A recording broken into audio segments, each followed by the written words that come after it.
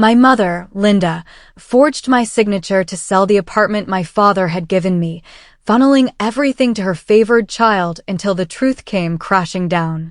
My name is Emily, and to be honest, my relationship with Linda, now 52, has always been strained. We never really bonded. Things took a sharp turn for the worse after my parents' divorce when I was 9. My dad, Robert, who would have been 58, was a good man, but he reached his limit. Linda constantly berated him about finances, claiming he wasn't providing enough, and it broke him. Eventually, he left.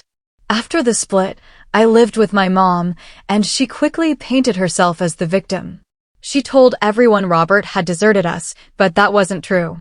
He paid child support, visited when possible, and stayed engaged.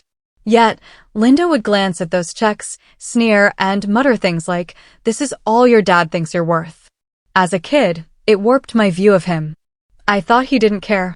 Now, looking back, I see he was doing everything he could. The situation worsened when Linda met Greg, a seemingly successful contractor, now 53. They had my half-brother, Ethan, together. From that point, I felt like I vanished in my own home. Linda would prepare lavish dinners for Greg and Ethan, while I was left to fend for myself. Often, I'd come home to an empty fridge. I felt like a ghost in my own house. But the real blow came when I discovered Linda's affair, and it wasn't just a suspicion, it was undeniable. I was 17, nearing high school graduation. I still recall that day vividly. It was a Saturday. I'd been out with friends, but returned earlier than planned, expecting a quiet afternoon. But as soon as I stepped inside, something felt off. The house was eerily still, that unsettling kind of quiet that raises your hackles. I called out, "Mom?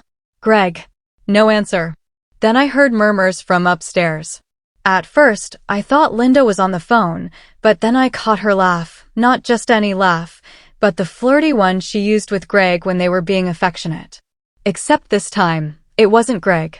My pulse quickened, but I couldn't stop myself.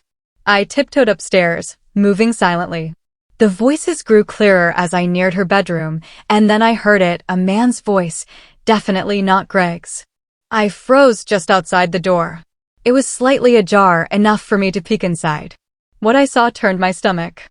Linda and a stranger were tangled together on the bed, wrapped in sheets, completely at ease. I was floored. My mind couldn't process it at first. They were giggling, In the upcoming short video, catch the complete story with the channel link provided below.